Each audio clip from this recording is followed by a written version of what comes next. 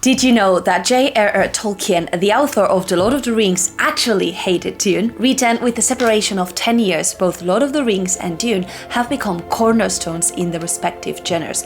The first in fantasy and the latter in science fiction. The impact of both stories is massive, and they have conquered the hearts of not only readers, but the millions of people who have watched and cherished these stories thanks to the franchises. Even Arthur C. Clarke remarked on their similarities. He said, "I know nothing comparable to Dune, except Lord of the Rings." And with the works being contemporary, it begs the question, will each author like the work of the other? You might think yes, taking into account the tremendous impact and popularity both works got, and the fact that Lord of the Rings fans really also like Dune.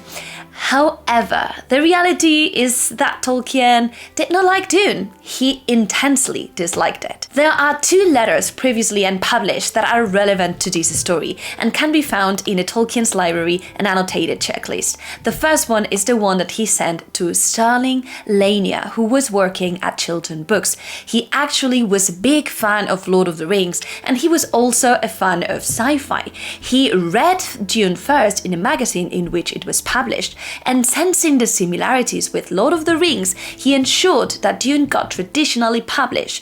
Sterling, then being the champion of Dune, decided to share it with Tolkien, and he sent him a copy of the book. As we can see, thanks to the letter in response to him that Tolkien wrote in September of 1965. The letter said, and I quote, "Dear Mr. Lanier, I received your book Dune just before I went abroad for a short while, hence the delay in acknowledging it. I don't think I shall have time to read it until I next get a holiday." Well, that sounds all very reasonable, and nothing else was known. The theme closed until we discover letter number 2, which was written to John Bush, who also gifted Dune to Tolkien. And it's in here we really get to see the opinion of Tolkien. The letter said, "Thank you for sending me a copy of Dune. I received one last year from Lanier and so already know something about the book. It is impossible for an author still writing to be fair to another author working along the same lines. At least I find it so. In fact, I dislike Dune with some intensity, and in that unfortunate case, it is much the best and fairest to another author to keep silent and refuse to comment. Would you like me to return the book as I already have one, or to hand it on?" Spicy. There are a lot of reasons why Tolkien might have disliked Dune, starting from the point in which they were very different people. They had widely different concepts of writing, views of the world, concerns, and personal beliefs that both really translated into their writing. Now, of course, Tolkien was really polite in his letter to Bush, saying that he intensely disliked it. Still, for Tolkien's hating range, it is quite a strong opinion. Take, for example, his dislike of Allegory, which has been previously discussed on the internet, and I quite enjoyed a video of Daniel Green explaining some of it. I will link it down below. But everything came down to the statement of Tolkien cordially disagreeing with Allegory. It was stated in the letter 131, and I quote here, "I cordially dislike Allegory in all its manifestations, and always have done since I grew old and wary enough to detect its present. I much prefer history, true or feigned, with its varied applicability to the thought and experience of readers. I think that many confuse applicability with Allegory, but the one resides in the freedom of the reader, and the other in the purpose domination of the author." Which brings me to the first point why Tolkien might have hated Dune, which is the use of allegory. An allegory is described as a story, a poem, or picture that can be interpreted to reveal a hidden meaning, typically a moral or political one. Tolkien's more famous discussions around allegory happened with his friend C.S. Lewis, the author of the Narnia Chronicles. But you might ask, is Dune an allegory? Well, I think yes. In an interview that Frank Herbert, the author of Dune, gave in 1982 at the NBC, he was asked by an interviewer, "What's the message you're trying to make?" To which Herbert answered, "Don't trust leaders to always rewrite. I work to create a character who would really be attractive, a charismatic person for all the reasons, good reasons, not bad reasons, then power comes in. He makes decisions. Some of his decisions made for millions of people don't work out too well. He was then asked, do you make this statement because you're disenchanted with the way others view the future, or are you preparing us for the future? In here, Herbert answered, our society was formed in a distrust for government, and we seem to have lost that distrust in government. The interviewer continued, religion, government, other institutions. Do you see those institutions preparing us for what Herbert sees in the future? And to which he answered, I have a very passionate concern for posterity. In fact, he was so concerned about the posterity that in an interview at the BBC Breakfast Time in 1984, he confessed that water in Dune, it's a metaphor for oil, clean air, water itself, a metaphor for the shortages that we are encountering because of overpopulation. All in all, as you can see, Dune's main theme revolves around never trusting leaders or institutions, as they can be tricked and manipulate their followers. Herbert died before he finished the series, but I believe we can consider the work an allegory, and therefore one of the reasons why Tolkien might have hated it. But is Lord of the Rings free from allegory? Well, not really. In the letters of Tolkien 131, he stated, I disliked allegory, the conscious and intentional allegory, yet any attempt to explain the purpose of myth or fairy tale must use allegorical language. And he confessed how his work was informed by his beliefs, but not necessarily was an allegory, as we see in letter 142. The Lord of the Rings is, of course, a fundamentally religious and Catholic work, unconsciously at first, but consciously in the revision. We will get back to this point later on, so keep that in mind. But let's go to potential reason number 2, which is how stories should be written according to Tolkien. And his point of view, really, it's very different to what we get in Dune. For Tolkien, a story, specifically a fantasy story, needed to have a certain elements which couldn't be more different to the points made on Dune. I discovered Tolkien's essay on Fairy-Stories a few years ago, thanks to Philip Chase, who made a video about it. I will link it down below so you can check it, as well as the original essay so that you can read it.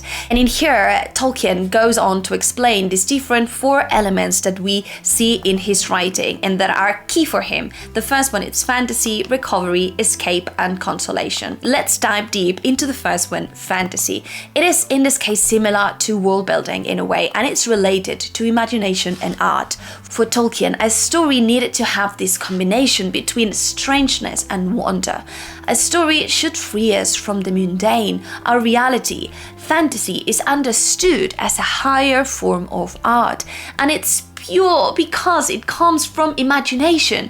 The Lord of the Rings manages to create this amazing world that is heavily detailed and beautiful, almost a window to a golden past.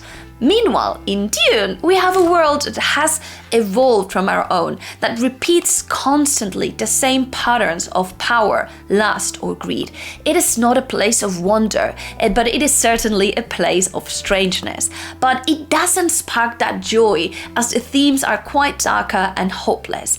On Fairy-Stories, Tolkien describes how fantasy should have, and I quote, notions of unreality, that is, of unlikeliness to the primary world, of freedom from the domination of observed fact, in short, of the fantastic. And that's what Lord of the Rings provides, a widely different world, far, far away from what we know. Meanwhile, Dune, it is an exercise of understanding the consequences of power, of corruption, in a world that it's ours, but 20,000 years in the future.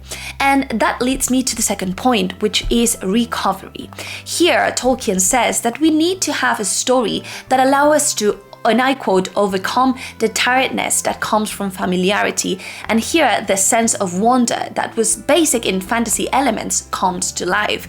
Even more, he says that we should look at green again and be startled and not blinded by blue, yellow, or red. He wants us to see things that are basic in the world, such as love, hope, friendship, trees, grass, horses, and even gatherings, and look at them with wonder. He wants us to remain childish to some extent.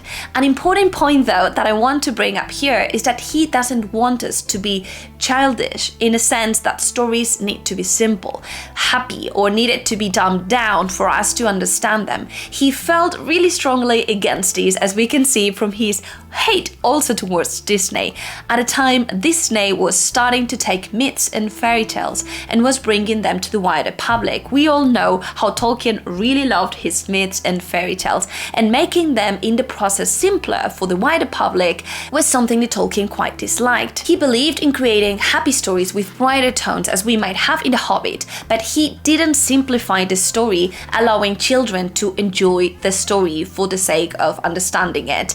On fairy stories, he also quote, "It is true that in recent times fairy stories have usually been written or adapted for children. Fairy stories banished in this way, cut off from the full adult hour, will be in the end ruined." In the case of Dune, although it's an adult story, it isn't created to spark joy or awe about the world. In a sense, I feel though that it is one of the points that it's closer to Tolkien's definition, because Dune story makes us wonder about space, about different worlds, although granted, not necessarily with joy, but with a certain desperation. Let's continue with the next point, and I believe this is one of the reasons why Tolkien disliked Dune, and it is due to the next point in his essay called Escape.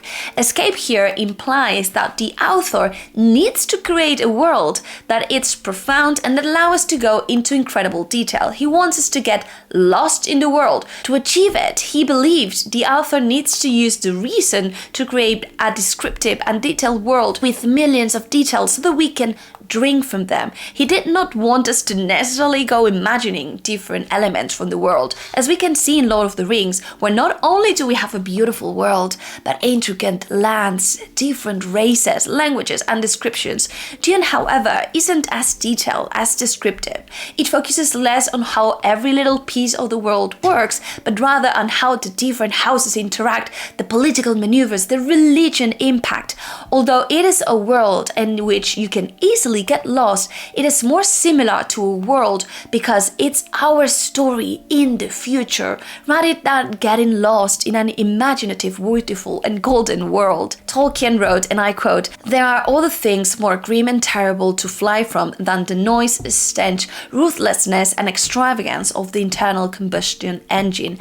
There are hunger, thirst, poverty, pain, sorrow, injustice, death. And even when men are not facing hard things such as these, there are ancient limitations from which fairy stories offer a sort of escape, and old ambitions and desires touching the very roots of fantasy, to which they offer a kind of satisfaction and consolation." His passion for this point is so great that he stopped writing the sequel of Lord of the Rings, because the themes that he inevitably fell while writing were around human nature, about corruption, greed, and power. He concluded this story didn't provide escape and stopped writing. And I quote here, "I did begin a story placed about 100 years after the downfall, but it proved both sinister and depressing.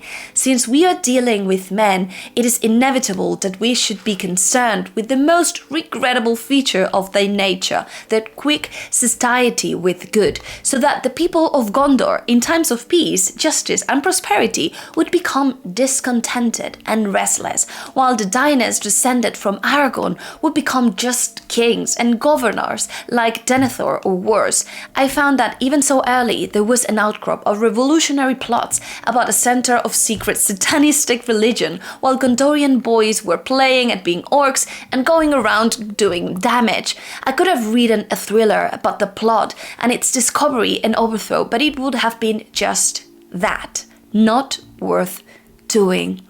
And if you look at Dune, there is no much escape, no presence of dark themes to highlight the positive, but rather a space in which to reflect on pain, leaders, corruption, power, injustice, and death. Those same themes Tolkien wanted us to escape from. There is no hero's journey, but rather the explanation of how a messiah can be created through time and power, even how everyone can be a great character. Even Paul Atreides, who starts being a hero, evolves into someone quite hard to connect with. He's no Aragorn or Frodo. So it is not a shock to me that Tolkien might have felt that this world was not an escape, but more of the same. Which brings me to the last point, which is consolation. And perhaps it was the most important for Tolkien, and we are talking here about the happy endings, or what he called eucatastrophe. And I quote, "Far more important than anything else, it's the consolation of the happy ending. Almost I would venture to assert that all complete fairy stories might have it. At least I would say that tragedy is the true form of drama, its highest function, but the opposite is true of fairy story. Since we do not appear to possess a word that expresses the opposite, I will call it eucatastrophe. The eucatastrophe tale is the true form and its highest function." And I keep quoting, "The consolation of fairy stories, the joy of the happy ending. It is a sudden and miraculous grace, never to be counted on to recur. It does not deny the existence of this catastrophe, of sorrow, of failure. The possibility of these is necessary to the joy of deliverance." But now, if we look back to Dune, we cannot necessarily say that there is a happy ending. There is no hero's journey, no sorrow to highlight joy. There is no good versus evil. There are just consequences of the reality the characters are living, and how society will fight time and time again through the same things differently. Reason why I believe Tolkien was not compelled to enjoy Dune. And now we transition to another core element of Tolkien, more personal perhaps, which I believe can also inform Tolkien's dislike of Dune, which is the author's respective religious beliefs. Tolkien was a Roman Catholic, and his beliefs inform his work, as we can see in the Letters of Tolkien number 142, which we already covered before, in which he confirms that The Lord of the Rings is of course a fundamentally religious and Catholic work, and consciously so at first, but consciously in revision. But would Tolkien get mad at how religion is portrayed in Dune? Well, let's take an anecdote that it's recorded from Tolkien. It appears that Tolkien was angered when the church implemented some changes after the Second Vatican Council, accepting the use of English for literature, which he ignored and continued making his answers in Latin. So perhaps seeing how Herbert used religion as a tool to control the masses might have been a bit too much for Tolkien. Even more, reading how the Bene Gesserit were able to social engineer and breed a messiah, preparing the minds of the Fremen in the case of their arrival, might have not proven to be Tolkien's cup of tea, especially if we see how Paul Atreides evolves through time, making decisions that will hurt millions. Now, of course, this doesn't imply that Dune isn't amazing. Both Lord of the Rings and Dune are, but I really can't understand why, with the personal writing and religious beliefs, the authors and their stories were complete different, and why Tolkien might have hated Dune. Let me know down below what are your thoughts. I cannot wait to see it and discuss down below. And thank you so much to my patrons who support me and my channel. And of course, Dune and Lord of the Rings are widely known, but if you want to see some underrated hidden gems from your favorite booktubers, don't miss out this video.